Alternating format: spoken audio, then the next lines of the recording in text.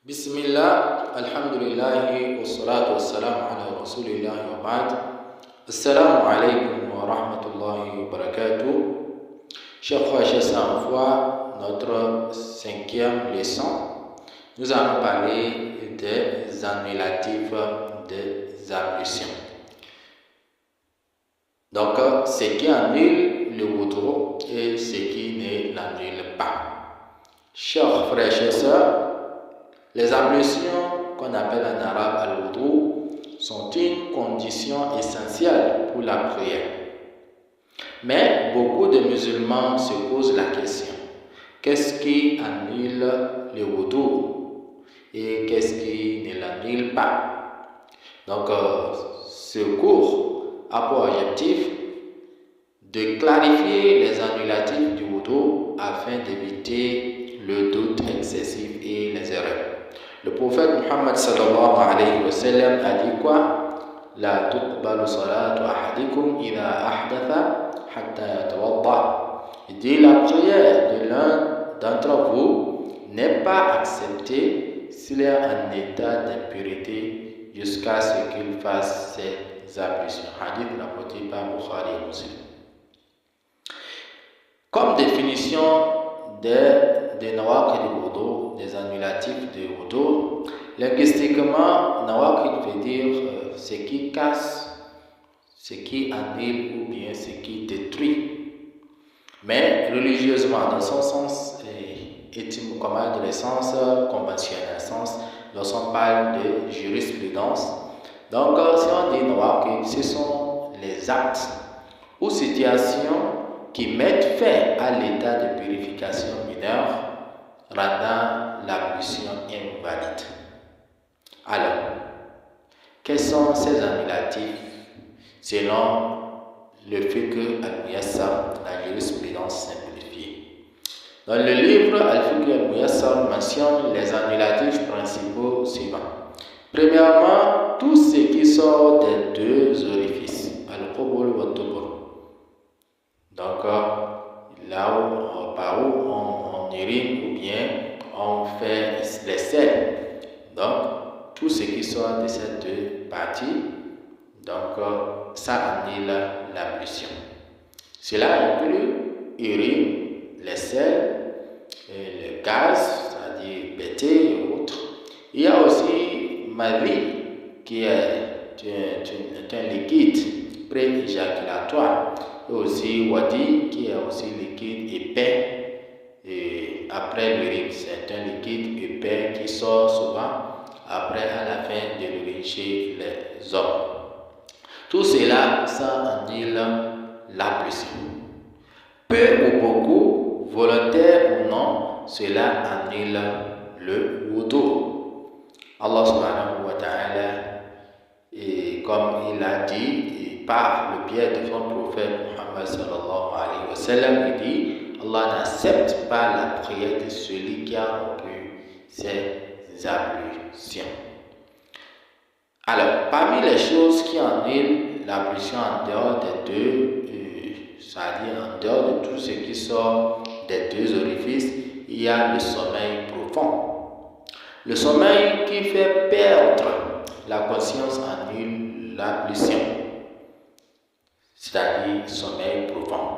Quant à la somnolence, donc somnolence légère, on entend et on comprend encore, donc on n'est pas submergé dans le sommeil, cela n'annule pas les ablutions. Le prophète sallallahu alayhi wa sallam a dit quoi? L'œil est le lien de l'anus, ou on peut dire l'œil est le bouchon de l'anus. Donc, quand les yeux dorment, refaites les ablutions. C'est pour dire que tant que tu es en éveil, c'est que ton anus est fermé. Tu as le contrôle de tout ce qui sort de là. Mais lorsque tu dors, lorsque la conscience n'est plus, tu n'as plus de contrôle. C'est comme si le bouchon s'est ouvert.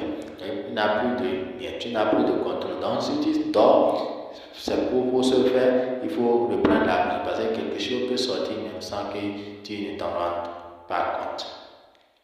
Et parmi les choses qui annulent l'ablution, il y a la perte de conscience. Cela inclut l'évanouissement, entrée en coma, ivresse par les boissons alcoolisées ou autres, et aussi l'anesthésie totale. Toute perte de conscience annule les ablutions car la personne ne maîtrise plus ses sorties. Parmi ces choses, il y a le fait de toucher ses parties intimes avec la main. Toucher directement le sexe avec la paume de la main sans barrière annule le wudu. Le prophète sallallahu alayhi wa sallam a dit: celui qui touche son sexe, qu'il refasse les ablutions. Hadith rapporté par Bukhari, par Abu Daoud et At-Tirmidhi. Mais s'il y a une barrière, comme vêtements, à travers vêtements, tissus et autres, cela n'annule pas les ablutions. C'est lorsque c'est en contact direct avec la paume de la main, donc ça annule l'ablution. Mais si tu touches ta nudité à travers ton pantalon, ta jupe, à travers autres torchons et autres, donc cela n'annule pas les ablutions.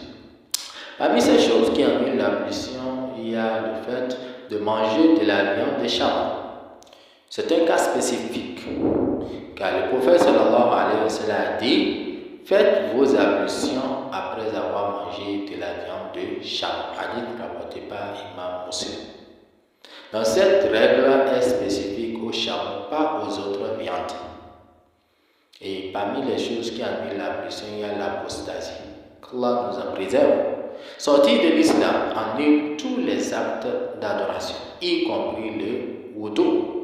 Allah subhanahu wa ta'ala dit: la in ashrakta la yahbatanna 'amaluk. Si tu oses associer à Allah subhanahu wa ta'ala et quoi que ce soit, tes œuvres seront vaines. Non.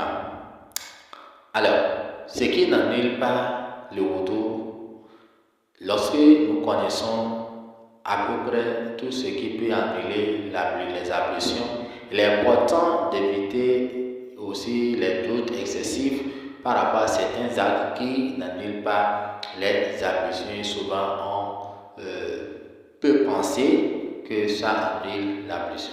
Voici des choses courantes qui n'annulent pas les ablutions. Premièrement, saigner légèrement. Quelqu'un qui se blesse et le sang sort légèrement, cela n'annule pas ses ablutions. Vomir peu, ça n'annule pas les ablutions. Se couper, que ce soit les ongles, je ne sais pas, se raser, les poils ou bien la tête, tout cela n'annule pas les ablutions. Toucher une femme sans désir, ça n'annule pas les ablutions. Lorsque tu touches une femme et que ce n'est pas avec le plaisir, avec le désir, tu l'as touchée, même si après l'ablution ta main touche ta femme, cela n'annule pas les ablutions. Se laver, si on parle de se laver, comme se humidifier le corps, parce que ça serait compliqué de se laver sans que la main ne touche la partie intime.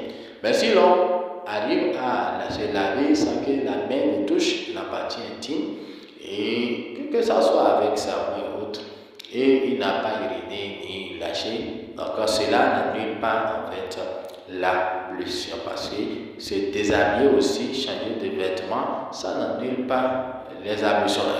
Rester nu après les ablutions, cela n'annule pas les ablutions. Rire ou parler pendant la prière, cela invalide la prière, mais pas les ablutions. Pas le wudu. Donc tu es en prière, tu as rire, ta prière est annulée, mais ton ablution reste valable.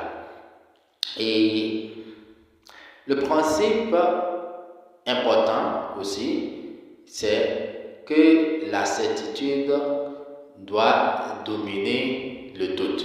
C'est-à-dire, le prophète sallallahu alayhi wa sallam a dit qu'il ne quitte pas la prière jusqu'à ce qu'il entende un son ou sente une odeur. Parlant de celui à qui le Satan fait des chuchotements, Satan fait entrer les waswas et les doutes dans son cœur, tout comme si lorsqu'il est en prière, il va penser qu'il a lâché alors qu'il n'a pas lâché. Le prophète sallallahu alayhi wa sallam, si quelqu'un entend, ça veut dire qu'il sera arrivé à quelqu'un dans la prière. La certitude qu'il a son ambition ne doit pas le faire sortir de la prière. Il doit rester jusqu'à ce qu'il entende un son, effectivement, qu'il y a un son qui est sorti de la partie basse, ou bien il sente l'odeur de gaz qui est sorti, avant de confirmer qu'effectivement je n'ai pas l'ambition, qu'il ne suit pas le chuchotement de Satan pour sortir de la prière, couper la prière. Le doute n'annule pas la certitude. Si tu es sûr d'avoir l'ambition et que tu doutes de l'avoir perdu, ton wudu est toujours valable. Comme conseil pratique, il ne faut pas refaire le wudu par simple doute. Apprendre ces règles pour éviter les waswas du shaitan. Toujours vérifier la certitude, toujours vérifier que effectivement tu as une ambition. Et aussi se rappeler que l'islam est une religion de facilité. Comme résumé de tout ce que nous avons dit, les actes qui annulent l'ablution et qui n'annulent pas les ablutions. Parlant des actes qui annulent l'ablution sortis des deux orifices, d'autres, sommeil profond, perte de conscience, toucher son sexe sans barrière, manger la viande de chameau, donc apostasie, ce sont entre autres des choses qu'on a citées qui peuvent annuler ou qui annulent les ablutions.